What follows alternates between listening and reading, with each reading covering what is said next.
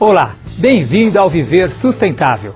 Água limpa é um direito de todos, mas o cidadão também tem seus deveres. As ações para a preservação deste bem essencial à vida devem ser compartilhadas entre nós e os governantes. Não adianta cobrarmos por ações políticas se não fizermos o dever de casa, mas o trabalho conjunto ainda pode mudar esta situação. Água limpa, esse é o tema do programa de hoje. Você já imaginou tomando água do Tietê? Pois é, a nascente do rio, localizada em Salesópolis, interior de São Paulo, tem água pura e cristalina.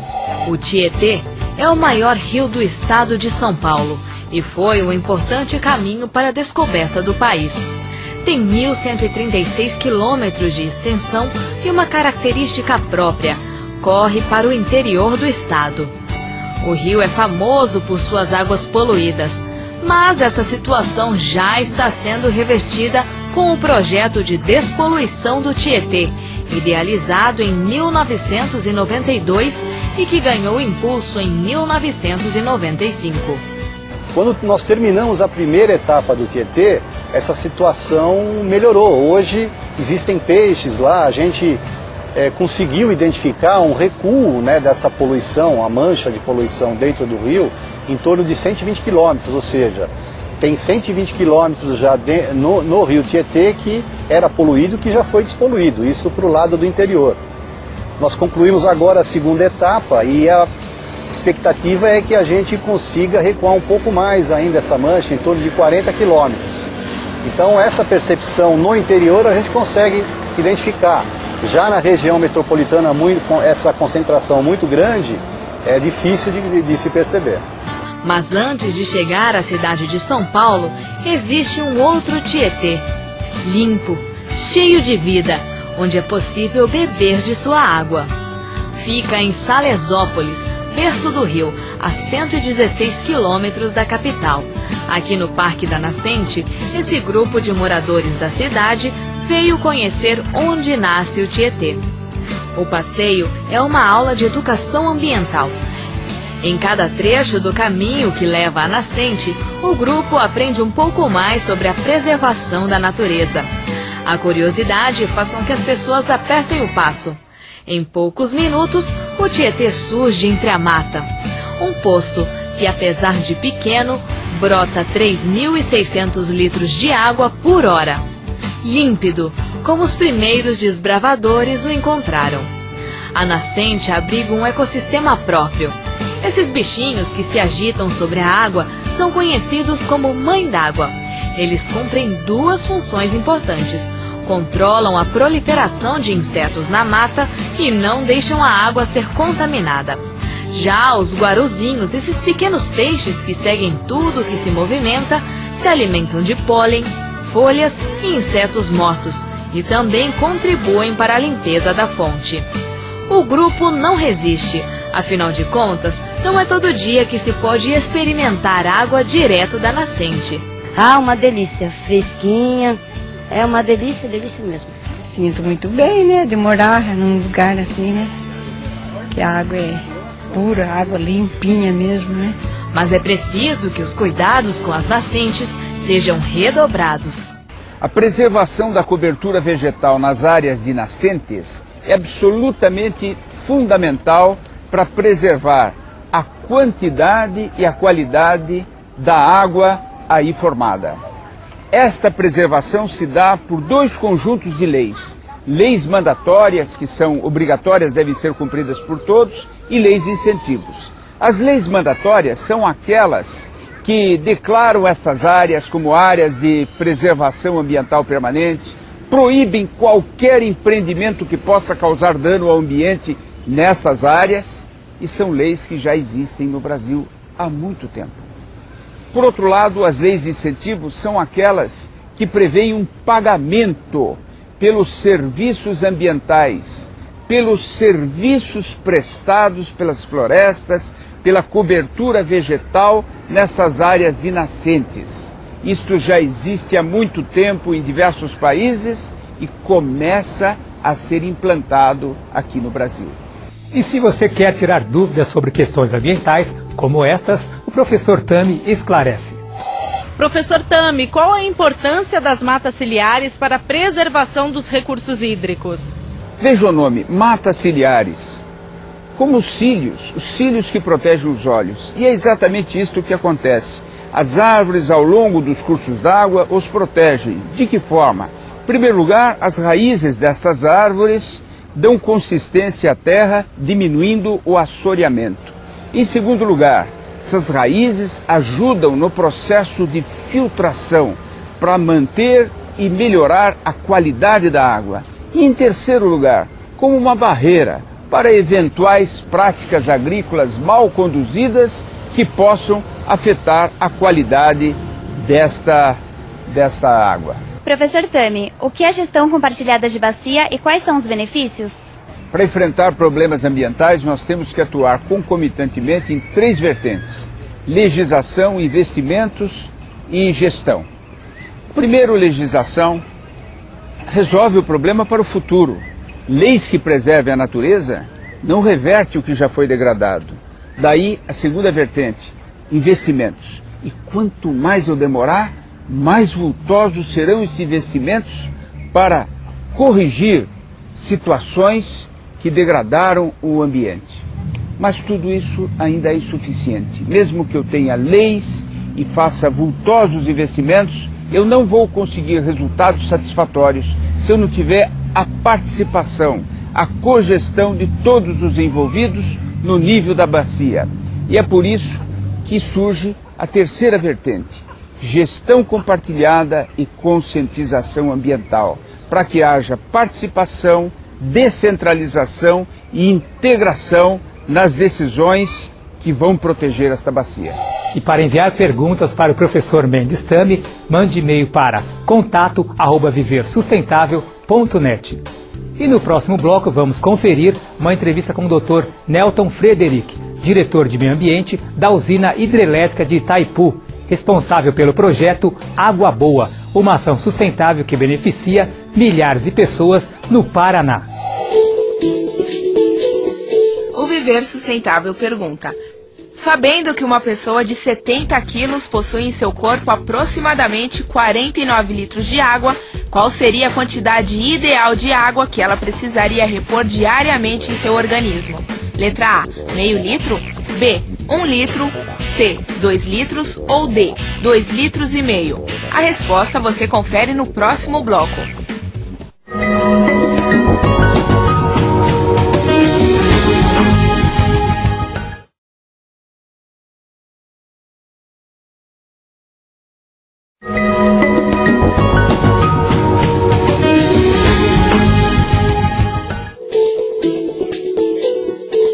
No bloco anterior, o Viver Sustentável perguntou quantos litros de água uma pessoa de 70 quilos precisa tomar para se hidratar diariamente. A resposta correta é a letra D, 2 litros e meio. Água Boa. Esse é o nome do projeto desenvolvido pela usina hidrelétrica Itaipu do Paraná, que já recebeu diversos prêmios de sustentabilidade. Durante a Feira Internacional das Boas Práticas Socioambientais, realizada na capital paulista, o professor Mendes Tami conversou com o Dr. Nelton Frederic, responsável pelo projeto. Dr. Nelton Friedrich, estimado amigo Nelton, duplo prazer em estar aqui hoje, nesta feira, em que, em primeiro lugar, a Itaipu é agraciada com um prêmio, e, em segundo lugar, o prazer de revê-lo, colega que fomos no parlamento no início da década de 90. Hoje, diretor de meio ambiente da Itaipu, o que é que motivou o início desse trabalho? O Itaipu teve, historicamente, ações socioambientais. Tanto é verdade que plantou 22 milhões de árvores só no lado brasileiro, na faixa de proteção do reservatório. Hoje, Itaipu tem 43 mil hectares de reservas e refúgios e 60 mil hectares de reflorestamento nas margens do reservatório. Mas o que aconteceu nesses últimos 6 anos? Nós construímos um grande programa Cultivando Água Boa e aí fomos para a bacia hidrográfica. Isso envolve hoje 29 municípios, porque é a chamada Bacia Hidrográfica do Rio Paraná, parte 3. Só no lado brasileiro são 29 municípios, 1 milhão de habitantes, e uma região que é a maior produtora de suínos do Paraná, de leite, e a maior produtora de aves do Brasil. E com todas as outras atividades agroindustriais, turísticas e de produção agrícola e agropecuária. Mas o detalhe importante é que a primeira grande motivação foi que nós tínhamos que colocar a Itaipu Binacional com uma visão de futuro, olhar 40, 50 anos à frente. E que isso significava dizer que nenhuma empresa, no nosso entendimento, seja pública ou privada, vai florescer em poucos anos se não tiver também a responsabilidade socioambiental. Hoje não é só o seu negócio. Empresa não vai dar certo se ela só pensar no lucro ou no seu negócio de maneira estreita e estrita. Tem que ter essa visão de empresa cidadã e de compartilhar da solução dos problemas. Nenhum governo sozinho vai resolver essa grave e mais perversa de todas as crises socioambientais que nós temos conhecimento na história da humanidade. E aí a responsabilidade tem que ser compartilhada. Governos, empresas públicas e privadas, universidades, escolas, organizações não governamentais, instituições, meios de comunicação e cidadão e cidadã. Pelo que nós estamos vendo, o trabalho que vocês têm desenvolvido lá na Itaipu é um exemplo para o país todo de conscientização e gestão compartilhada. Qual o pulo do gato para conseguir que tanta gente compartilhe com vocês desta busca de uma solução para termos água limpa, água de qualidade? Bom, primeiro é preciso trabalhar profundamente método de trabalho. A gestão não pode ser uma gestão estreita, internalizada, é uma gestão muito aberta, coparticipativa. Por exemplo, nós em cada microbacia temos o comitê gestor. E em cada microbacia são feitas as oficinas do futuro. Muro das Lamentações, Árvore da Esperança, Caminho Adiante e um grande Pacto das Águas. É aí que começam as ações. Compartilhando. E sempre com educação ambiental, formal, não formal, informal. Porque se nós não motivarmos o homem, a mulher, o jovem, a criança, você não vai fazer acontecer. Porque só move e comove quem estiver movido e comovido.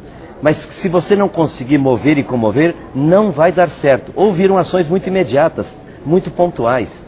Por isso que são ações estruturantes. Nós temos 10.400 pessoas protagonistas da educação ambiental nos 29 municípios. Funcionários da Itaipu são 9 pessoas. É uma grande rede de educadores ambientais. Mas, por outro lado, fundamentalmente, é preciso que a gente tenha essa grande parceria envolvendo poluidores e poluídos para resolver problemas e não só apontar problemas. Vocês já estão com algum parâmetro para conseguir quantificar o avanço que vocês já obtiveram? Nós temos resultados, portanto, quantitativos e qualitativos que dá para mensurar. Por exemplo, nós quantiplicamos a quantidade de estações para medir sedimentos e a qualidade da água. Isso já está hoje comprovado, portanto, que o resultado é positivo. Por outro lado, veja que coisa histórica fantástica. Nas microbacias primeiras recuperadas, veja que resultado. Em 5 microbacias monitoradas, nós constatamos 55 tipos de flora e fauna que retornaram. Outro exemplo concreto. Hoje a agricultura usa muito agrotóxico. A região lá tem um consumo de 5 litros de agrotóxicos por habitante ano. Isso é nos envenenar. Envenenar o solo, a água e o próprio ar. Conclusão. Nós começamos o programa com 187 famílias fazendo agricultura orgânica, estamos perto de 1.000. Está chegando a 29 agroindústrias de produtos orgânicos e colocando na merenda escolar. Ou seja, já cuidaram até do escoamento do produto. Exatamente. Até da demanda do produto. Porque o maior restaurante que tem em qualquer cidade brasileira, o município, não é o restaurante da esquina, é a merenda escolar. 35 milhões de crianças comem merenda escolar no Brasil todo dia. Dá 3 vezes e meia a população da Bélgica. Se nós introduzirmos a merenda escolar com um produto orgânico, você faz uma revolução na pequena propriedade e dá um salto qualitativo no alimento das nossas crianças e no solo, no ar e na água que temos. Nelton, fantástico. Mas como é que vocês conseguiram vencer as restrições da lei de licitações e colocar os produtos orgânicos, que são um pouquinho mais caros, mas são imensamente mais saudáveis, na merenda escolar? Bom, felizmente, nós tivemos uma mudança na lei brasileira. Há 5 anos e meio começou a funcionar a compra direta. O município pode comprar diretamente do pequeno produtor, e isso é uma revolução, porque a compra direta até R$ 3.500 diretamente do pequeno produtor. E mais recentemente, a questão de 90 dias, você passou a vigorar uma norma que pode pagar até 30% a mais se for para a segurança alimentar, para a alimentação, por exemplo, das nossas crianças.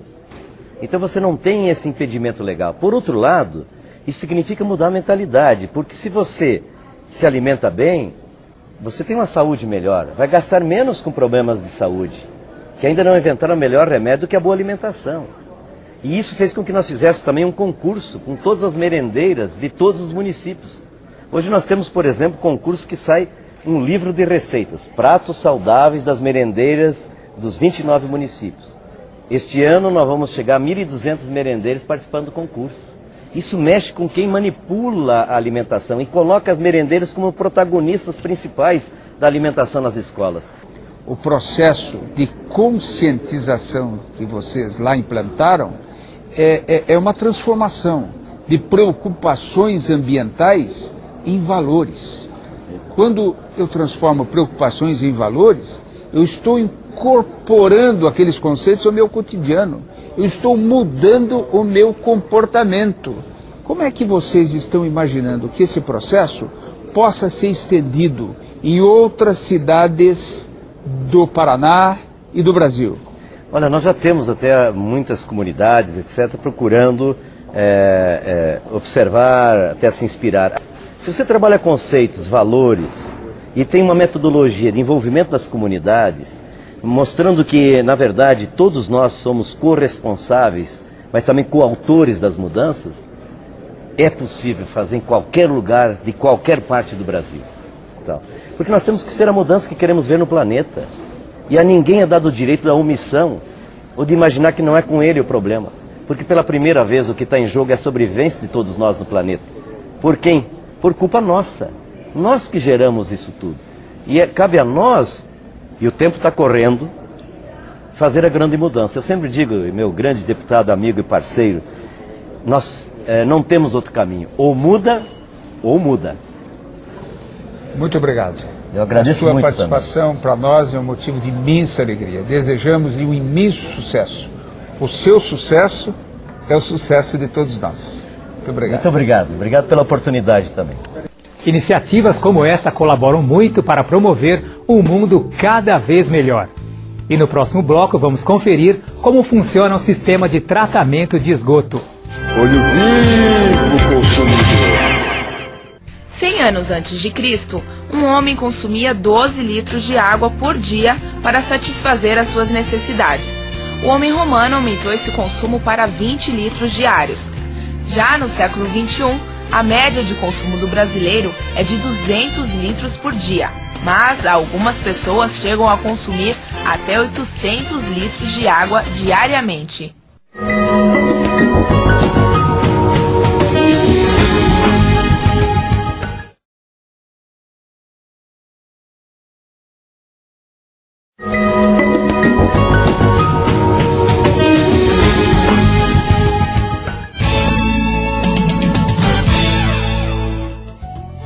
Segundo a Organização Mundial da Saúde, mais de 50% dos leitos hospitalares são ocupados por pessoas que contraíram moléstias causadas por água contaminada.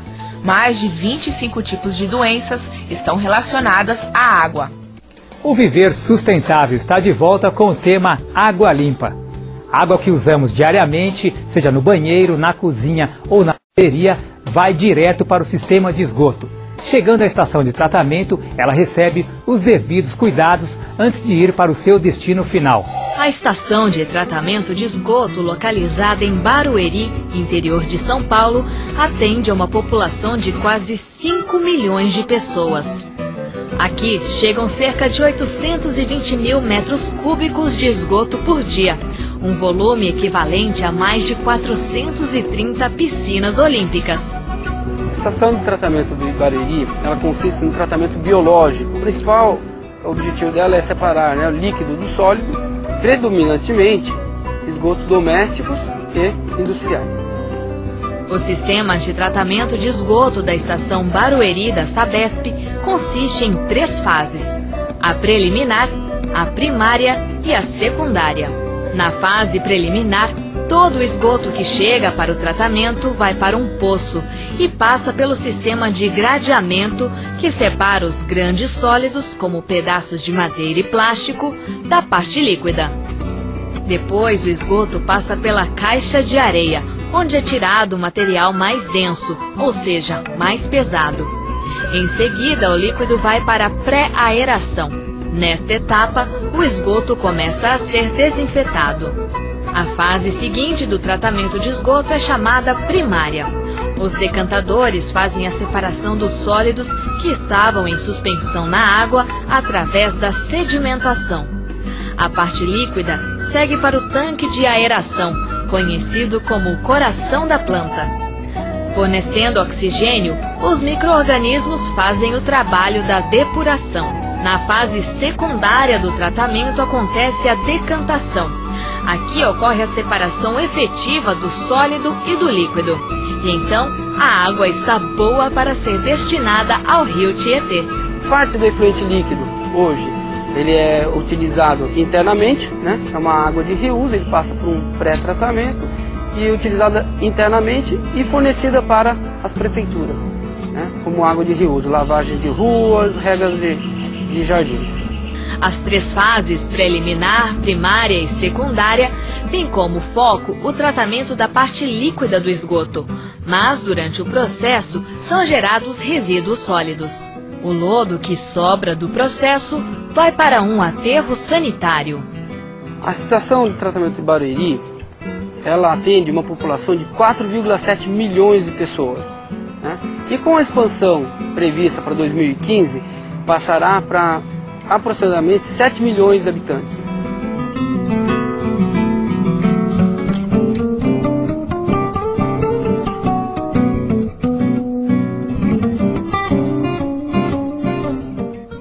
O tratamento de esgoto é bem complexo, por isso vamos pensar 2 vezes antes de gastar água.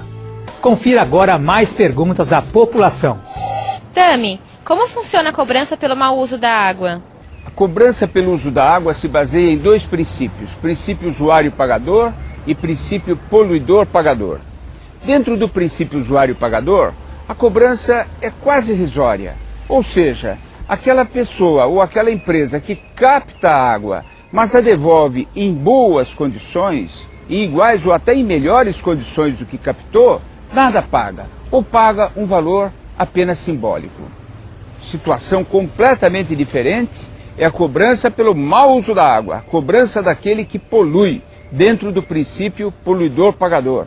E esta cobrança precisa ser tão alta a ponto de desestimular estes comportamentos poluidores deletérios. Ou seja, precisa ficar mais barato tratar os efluentes para não jogá-los no rio do que continuar poluindo. Só assim a cobrança pelo uso da água deixa de ser um instrumento meramente arrecadatório para se transformar num instrumento de gestão. Professor, eu sei que o Brasil é rico em água doce, mas eu gostaria de saber se corremos risco de escassez de água. Sem dúvida, o Brasil é uma das maiores reservas de água doce do mundo. No entanto, é uma água muito mal distribuída. 80% fica na região amazônica ou em grandes rios, como São Francisco, Paraná, Paranapanema, Grande, Araguaia e Tocantins. Nas demais regiões, a situação não é confortável. E nas regiões metropolitanas é muito desconfortável. Nessas regiões, fica-se torcendo por chuva para encher os reservatórios e conseguir abastecer toda a população, milhões de pessoas que vivem nessas regiões metropolitanas durante o ano inteiro. Para participar do nosso programa, mande e-mail para contato@viversustentável.net. E o Viver Sustentável fica por aqui. Lembre-se, para mudar o mundo, precisamos fazer nossa parte. e a sustentabilidade é o caminho. Até o próximo programa.